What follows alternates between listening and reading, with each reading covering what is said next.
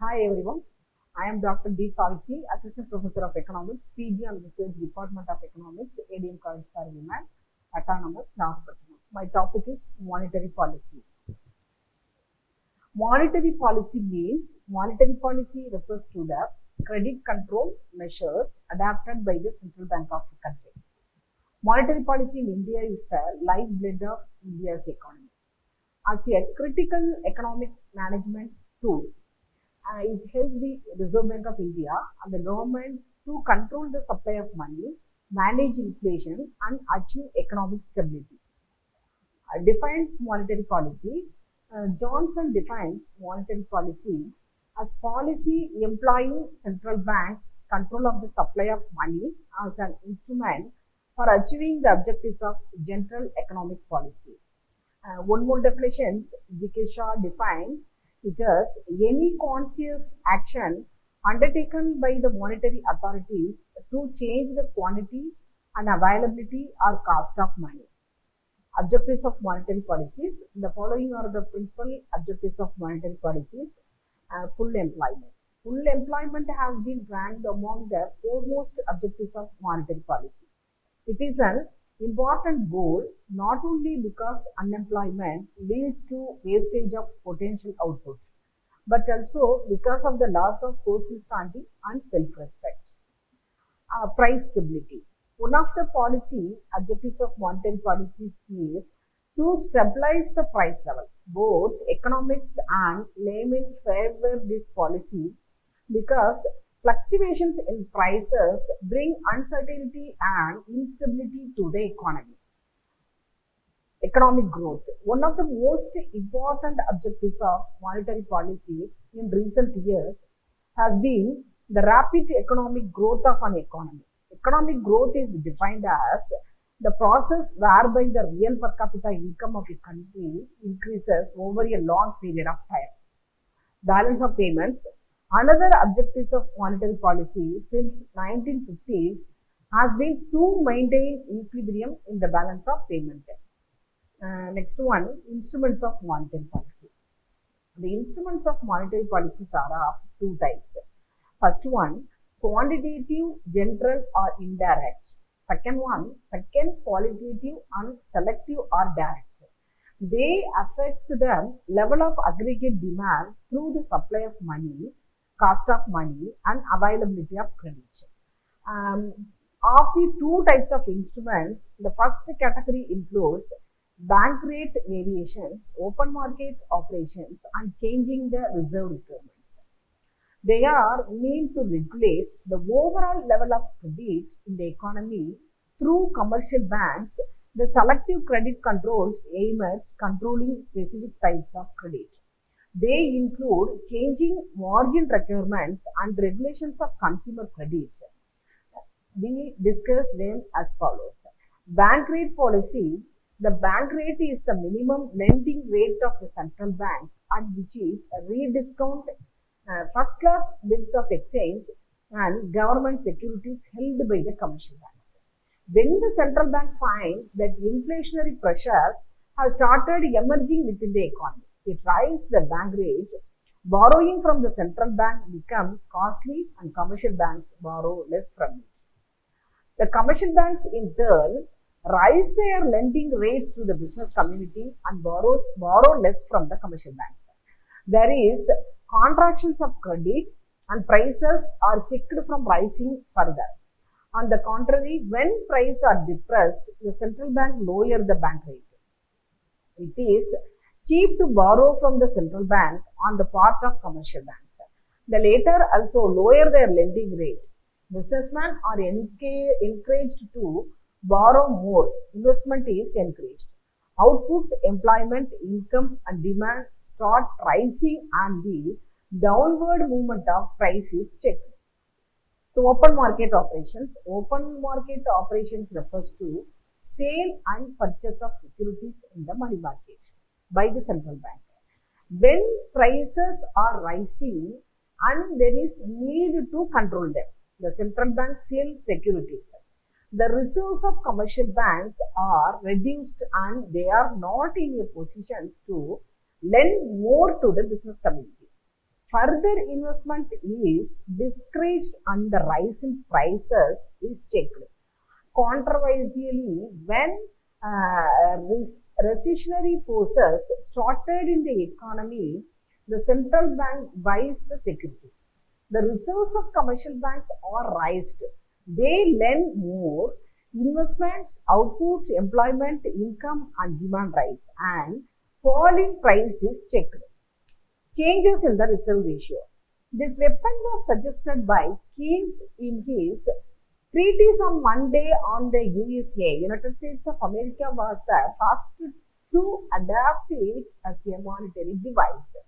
Every bank is required by law to keep a certain percentage of its total deposits in the form of reserve fund in its wallets and also a certain percentage with the central bank. When prices are rising, the central bank raises the reserve ratio. Banks are required to keep more with the central bank. These reserves are reduced and they lend less. The volume of investment, output, and employment are adversely affected. In the opposite case, when the reserve ratio is lowered, the reserves of commercial banks are raised. They lend more and the economic activity is favorably affected. Selective credit controls. Selective credit controls are used to influence specific type of credit for particular purposes. They usually take the form of changing margin requirements to control speculative activities within the economy. When there is brisk speculative activity in the economy or in particular sectors in certain commodities and prices start rising, the central bank raises the margin requirement on them. The result is that the borrowers are given less money in loans against the specified securities. For instance, raising the margin requirement to 60% means that the pledger of securities of the value of rupees 10,000 will be given 40% of their value. Rupees 4,000 as loan. In case of recessions in a particular sector, the central bank encourages borrowing by lower margin requirements. Instruments of monetary policies conclusions for an effective anti-cyclical monetary policy, bank rate, open market operations, reserve ratios, and selective control measures are required to be adopted simultaneously, but it has been accepted by all monetary theorists that the success of monetary policy is nil in a depression period because of when business confidence is at its lowest, etc. So it is a successful against inflation, the monetarist content, that is against the fiscal policy, monetary policy, possesses greater flexibility and it can be implemented rapidly.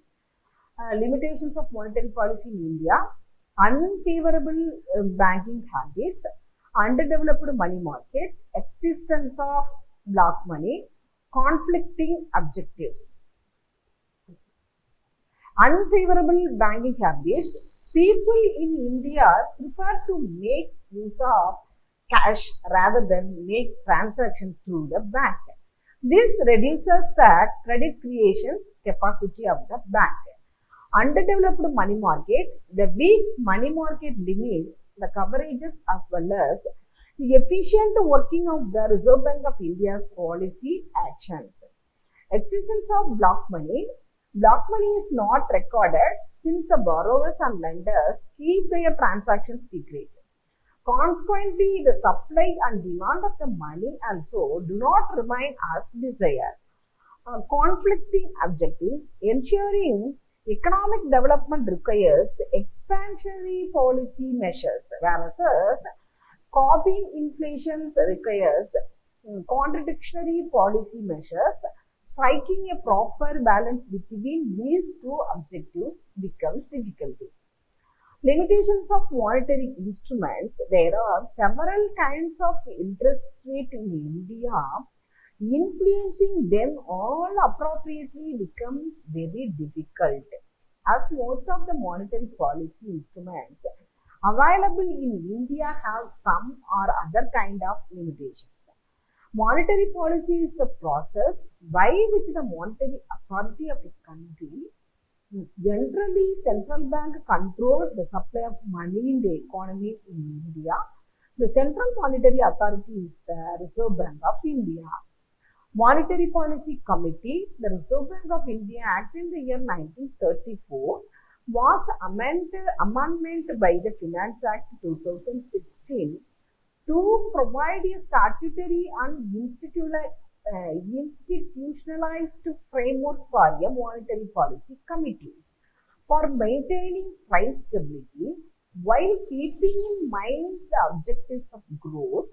The Monetary Policy Committee is entrusted with the task of fixing the benchmark policy rate, that means repo rate, required to maintaining inflation with a specified target level. As per the provisions of the Reserve Bank of India Act, 3 of the 6 members of the Monetary Policy Committee will be from the Reserve Bank of India, and the other 3 members will be appointed by the central government. The Government of India is consultations with the Reserve Bank of India notified the inflation target of India. Extraordinary dated 5th August 2016 for the period of beginning from the date of publications of the notifications and ending on 31st March 2021 as 4%. At the same time, lower and upper tolerant level were notified to be 2% and 6% respectively. Inflation rate in 2020 is 6.2%. Demonetization. Demonetization meaning rational causes, incidences and consequences. First meaning of demonetization, it is a process of removing or abolishing the value of attached to the money, ceasing of currency note of a particular denomination.